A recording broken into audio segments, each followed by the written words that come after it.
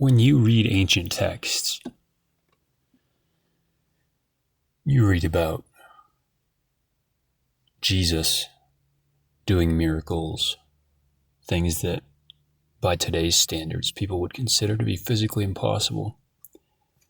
Or you read about Plato's description of the lost civilization of Atlantis, or of ancient mystics and druids, or Pythagoras having supernatural abilities by today's standards.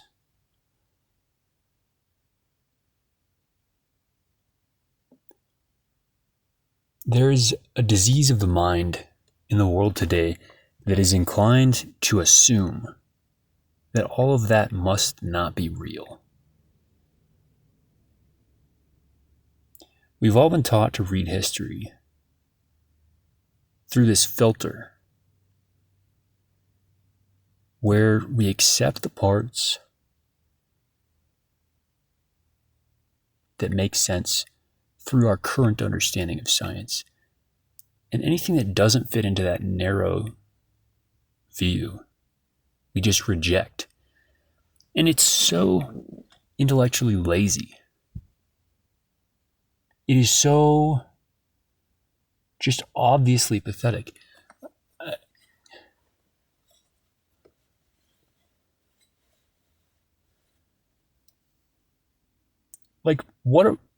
Nobody even bothers to explain this away.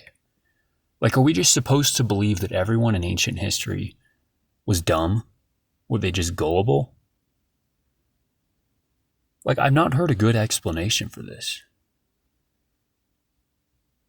We're just supposed to believe that everyone back then, they were all just speaking in metaphors.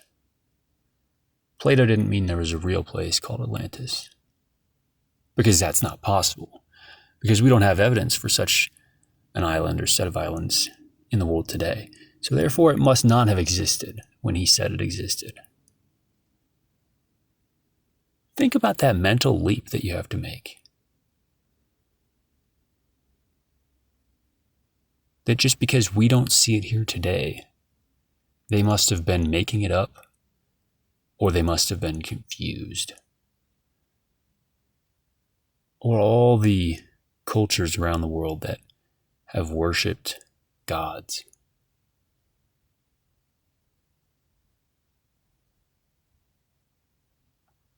They didn't write about this stuff as if it was mythology.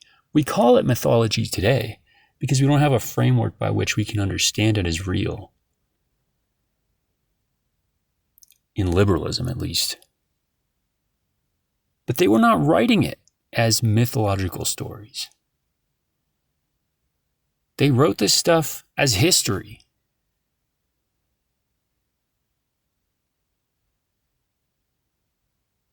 Noah's Ark was written as history. There are cultures all over the world that have stories of a global flood. For a long time, people tried to deny the flood myth, but now I think at this point there's overwhelming evidence that there was a huge rise in sea levels. That's just undeniable at this point.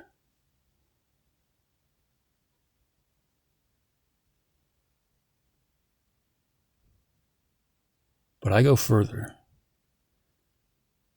You look at history, and the further back you go, the more full of wild mysteries it is. The Greeks wrote about Hyperborea, again, as a statement of fact, as a historical and geographical fact. It wasn't mythology. There were people who they said were from that land.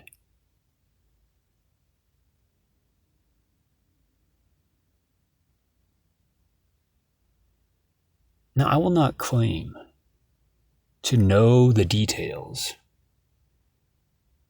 I will not claim to know why we don't have evidence for some of these things today. I will simply say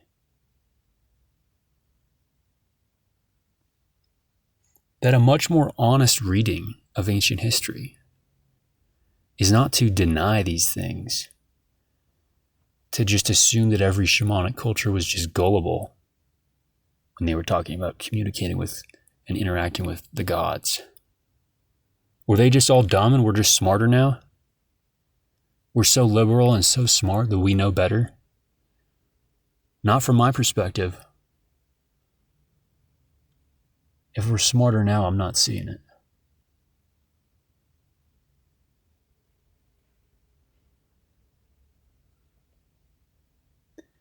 My hunch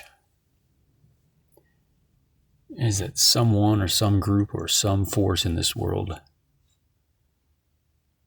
has some incentive or some perverse reason for wanting humanity to think that miracles are not real, or that the laws, the quote-unquote laws of science, are these hard and fast things that cannot be broken.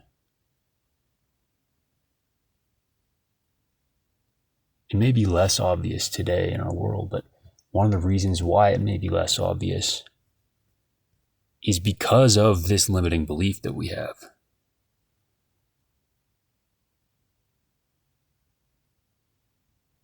Once you accept that your perception is not separate from reality, you begin to realize that your perception can shape reality. And every prophecy is self-fulfilling. It may be that if everyone in the world believes in a materialist, reductionist, Adam's worldview of science, that there are no miracles, there are no mysteries, then that is the world that people are going to live in. That's going to be the lived experience of the people who believe that. It becomes a self-fulfilling prophecy. Your perception shapes reality every bit as much as reality shapes perception. They are not separate. Perception and reality are one.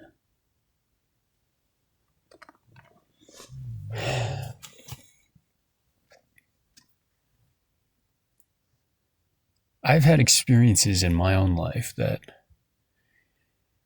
make it very obvious to me that the world is not just atoms, just chemicals floating around. We are not the evolutionary result of accidental, random genetic mutation. And I do not have to give you an alternative theory in order to see that that's the case. It doesn't matter that I don't have the answer. I'm choosing to reject the so-called answer that we've been force-fed.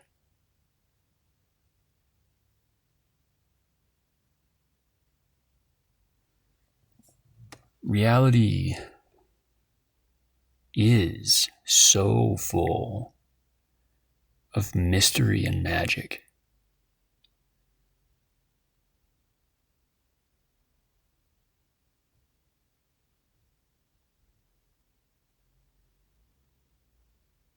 And if you have a sense for truth, a reading of ancient history will lead you to that conclusion.